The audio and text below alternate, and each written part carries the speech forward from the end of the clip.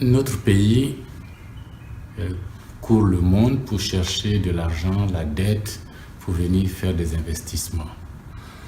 L'investissement, c'est important pour le développement. Mais l'investissement se finance par la dette, mais ce n'est pas la seule façon de financer l'investissement. Il se finance aussi par l'épargne. C'est parce que notre épargne nationale, épargne domestique, épargne des populations ivoiriennes est faible que nous sommes obligés d'aller chercher l'épargne ailleurs.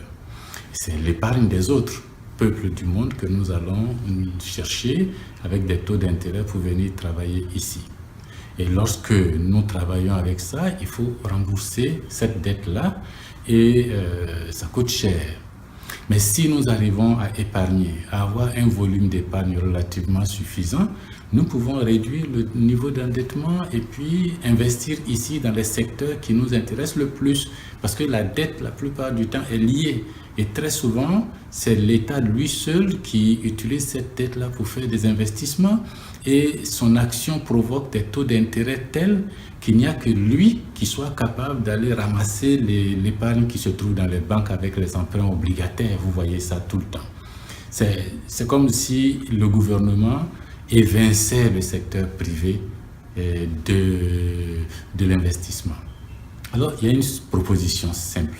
C'est de dire que nous allons utiliser les retraites des travailleurs, c'est-à-dire que l'argent que chaque travailleur met à côté en prévision de sa retraite, il commence à travailler à 25 ans, à 30 ans, et puis il va à la retraite à 60 ans, 65 ans. Il a 30 ans de vie active. Chaque mois, il met à côté de l'argent pour sa retraite. Et puis, au moment où il arrive 30 ans après sa retraite, il a un bon paquet d'argent. Sur les 30 ans ou les 25 ans, cet argent n'est pas utilisé. Mais si 2 millions de gens, 3 millions de gens qui travaillent, qui ont des activités, mettent un peu d'argent de côté, ça fait un volume extraordinaire de fonds. Et ces fonds-là vont permettre à ceux qui ont envie d'investir d'avoir accès facilement à du capital. C'est le capital pour pouvoir faire des investissements de leur choix et puis rembourser aux épargnants. Mais pour cela, il faut que la retraite elle-même soit organisée. Le système de retraite que nous avons actuellement, c'est que chaque mois, on prend l'impôt sur ceux qui travaillent pour payer la pension de retraite à ceux qui ne travaillent plus, qui eux-mêmes, pendant qu'ils travaillaient, ont payé l'impôt comme ça pour payer la retraite de leurs prédécesseurs. Mais notre pyramide des âges est telle que, c'est vrai, il y a plein de jeunes, il n'y a pas beaucoup de vieux en haut. Mais avec le temps, depuis 60, 70, 80, 90, et le taux de mortalité, la qualité des emplois, et puis la faiblesse de productivité des gens, tous ces éléments font qu'aujourd'hui, les retraités sont payés avec les impôts, mais on a de plus en plus de mal à payer la retraite des gens, puisque les gens vivent encore un peu plus longtemps que dans les années 60. Ce qui amène le gouvernement à prolonger l'âge de la retraite. Au lieu d'aller à 55 ans, on dit maintenant c'est 60 ans, et puis 65 ans, et puis à faire payer des taux de cotisation des salariés un peu plus élevés. Pendant que vous travaillez, on augmente votre cotisation de l'épargne parce que le nombre de gens partant à la retraite augmente et le nombre de travailleurs entrant dans la vie active ne change pas beaucoup parce que les jeunes meurent énormément et ceux qui travaillent ont des productivités relativement faibles et leurs revenus ne permettent pas de couvrir la retraite de ceux qui vont à la retraite, sans compter que le gouvernement lui-même pompe dans ses caisses de retraite pour ses activités. Alors, la proposition que nous faisons à Leader, c'est de dire changeons le système de retraite. Ce qui se fait maintenant s'appelle une retraite par répartition. On répartit entre les générations. Et basculons dans un système de retraite de capitalisation. Chacun capitalise. Au lieu de couper l'impôt chaque mois pour payer les retraités, on donne la possibilité à chaque Ivoirien, à chaque travailleur, à chaque salarié de constituer sa propre épargne. chaque mois, chacun de nous met de l'argent à côté pour sa retraite. Et puis, ces sous qui sont mis de côté constituent un gros volume dont on n'aura pas usage pendant 15-20 ans, et des professionnels organisent des fonds de pension, des fonds de retraite, des assurances retraite, des banques qui vont utiliser cet argent pour payer, faire des prêts à des investisseurs qui vont aller investir dans l'économie nationale. Le volume de l'épargne augmentant, on n'a plus besoin de dettes extérieures, en tout cas pas dans les mêmes proportions. Et puis, les épargnants contrôlent mieux là où l'argent s'en va et ne sont pas obligés de donner cet argent-là à l'État forcément. Il y a des opportunités d'investissement privé qui existent. Parce que ce que vous ne savez pas, c'est que notre courant, l'électricité, notre eau, et puis la plupart des prêts que nous allons chercher à l'extérieur pour venir, c'est de l'argent des retraités d'ailleurs. C'est ce que les retraités norvégiens, finlandais, anglais, français, belges mettent de côté, que des fonds de pension prennent et puis prêtent à nos gouvernements à 5, 6, 7% que nous prenons pour faire les routes ici, pour produire l'électricité, pour produire l'eau. Mais si les revenus de cette épargne rémunèrent les propriétaires de l'épargne, ça veut dire que cette activité d'épargne et d'investissement compte et ça rapporte. Si nous-mêmes nous constituons cette épargne, que nous-mêmes nous mettons des fonds de pension en place, que nous-mêmes nous mettons des caisses de retraite, des caisses des banques en place, nous allons utiliser cet argent directement pour produire l'électricité, faire des routes, ça rapporte de l'argent. Puisque nos pays, nos États sont obligés d'aller s'endetter là-bas.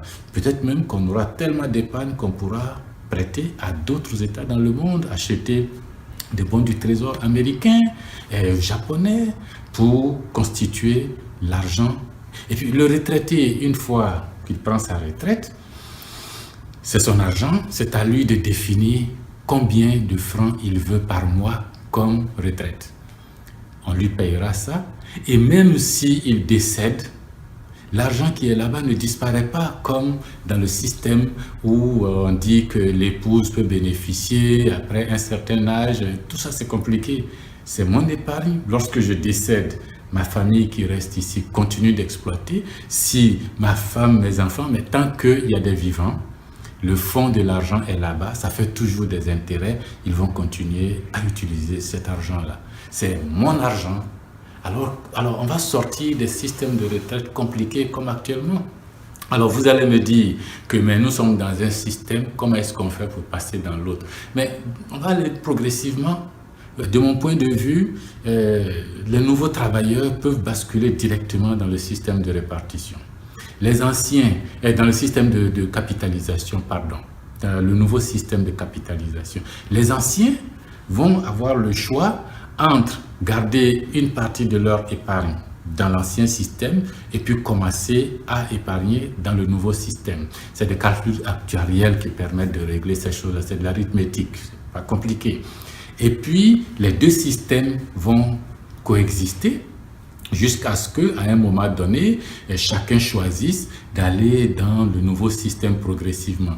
Mais si on n'a pas une technique pour accumuler l'épargne, pour inciter les gens à mettre de l'argent de côté, nous allons toujours avoir des difficultés à construire des hôpitaux, à construire des écoles, à payer des bourses.